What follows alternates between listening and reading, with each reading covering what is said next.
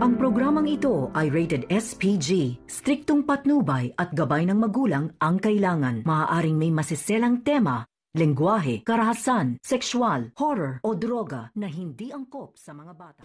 Galit na galit si Zoe sa kanyang ina kung saan natunghayan niya dito na inutusan pala ni Moira itong mga pulis na ito para kitilin ang buhay ni Dr. Lindon, na kung saan dito na nga niya nalaman na ang kanyang ina ay talagang isang killer na kung saan kayang pumatay ng isang tao para lang sa kapakanan niya at sa kanilang dalawa, na kung saan ayaw ng kanyang ina na mapalayo itong si Robert Tanyag sa kanila at lalong-lalo na ayaw niyang malaman na si Zoe ay isang bastarda ni Carlos, kung saan ito ay kaya niyang gawin para sa kanyang anak na si Zoe.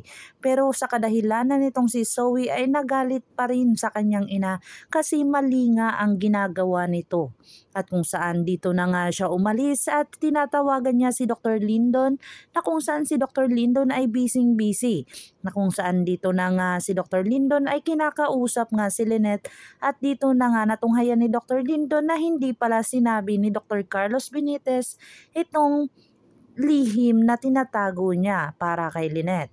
At kung saan dito na nga kinausap ni Dr. Lindon si Dr. Carlos at sinabi niya dito na bakit hindi mo pa sinabi ang katotohanan kay Tita Lynette, na kung saan kung ayaw mo sabihin, ako ay magsasabi dito sa kanila, na kung saan dito na nga nagmakawa si Dr. Carlos Benitez na wag muna sa ngayon, na kung saan hindi pa niya kayang sasabihin ang katotohanan dito kay Lynette, ay humahanap pa siya ng chance para ito sasabihin niya talaga.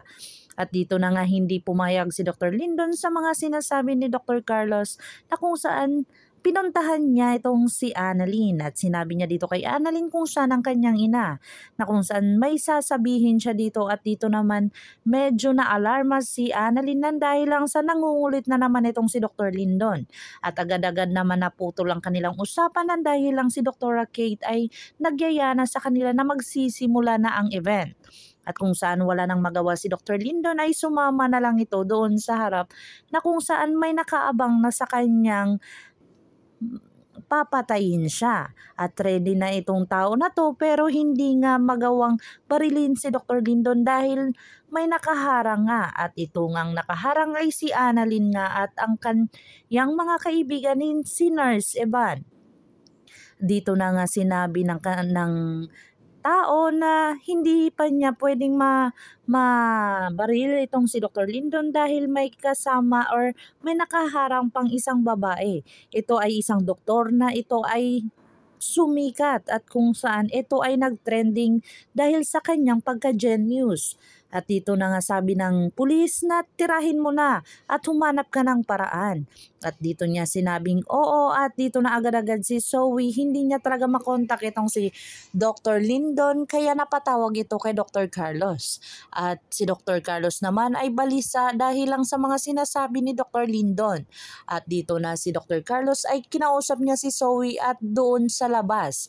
At habang nandun si Dr. Carlos Benitez sa labas ay hindi na siya makapasok dahil gusto niya nang pumasok dahil sinabi ni Zoe sa kanya na may babaril nga dito kay Dr. Lindon. Kaya hindi nga naniwala agad si Dr. Carlos dahil lang sa sino naman ang magsasabi at maggagawa noon kay Dr. Lindon. At kung saan agad-agad itong bumalik sa pintuan si Dr. Carlos at hindi na siya pinapasok, na kung saan ito nga ang pulis na ito ay isang kasabwat ni Moira. At dito na nga nagtaka ang pulis dahil nalaman ni Dr. Carlos Benitez na may papatayin sa loob, na kung saan dito nga siya nagulat. At dito niya na sininya sana ang isang taong inutusan niya na tirahin na talaga kasi alam niya nang may nakaalam na ng mga plano nila. Na kung saan dito na nga ay hindi makapasok si Dr. Carlos at wala na siya magagawa nito, na kung saan ito nga si Annalyn at saka si Dr. Lindon ay hindi nga pwedeng kitilin ang buhay ni Dr. Lindon kasi nakasagabal nga itong si Annalyn. At dito na nga si Dr. RJ Tanyag ay nagmamadali para pumunta doon sa event, na kung saan gusto niyang makita at saksihan ang kanyang anak na binibigyan ng award. Pinipilit naman itong ni Moira na hindi papuntahin doon kasi alam niya namang may mangyayari at magaganap doon. Hindi lang magkikita sila ni Lynette at kung saan talagang hindi talaga maganda kasi alam niya na may mangyayari na hindi maganda at kung saan dito nga ay pilit pa rin umalis itong si Dr. RJ Tanyag na kung saan sinabi ng kanyang driver na nagkagulo nga doon at agad-agad pinabilisan ni Dr. RJ ang pagtakbo dahil kung may nangyari doon ay andun ang kanyang sariling anak na si Annalyn. Kaya agad-agad naman itong sabi ni Dr. Robert Tanyag na bilisan mo kasi kailangan kong pumunta doon kasi andun yung anak ko. At ito naman si Moira ay naiwan sa isang tabi na kung saan hindi talaga siya pinansin ni Dr. Robert Tanyag. At dito na sila nagkita ni Zoe sa Epix Medical Center kung saan dito na sinabi ni Zoe sa kanya na napakasama mo. At sana hindi na lang ikaw ang naging ina ko na kung saan nag-iinggit ako kay Annalyn hindi porket anak siya ni daddy, kundi napakabait ng kanyang ina. At dito na naman nakatikim ng sampal si Zoe sa kanyang tunay na ina na si Moira at hindi niya na maipaliwanag kung ano ang kanyang gagawin. Abangan natin ang mga susunod pa na episode na ito. Ang abot kamay na pangarap. Kung bago lang po kayo sa aking channel, please like, share, and subscribe para ma-update po kayo sa mga susunod pa. Yun lamang po at maraming salamat.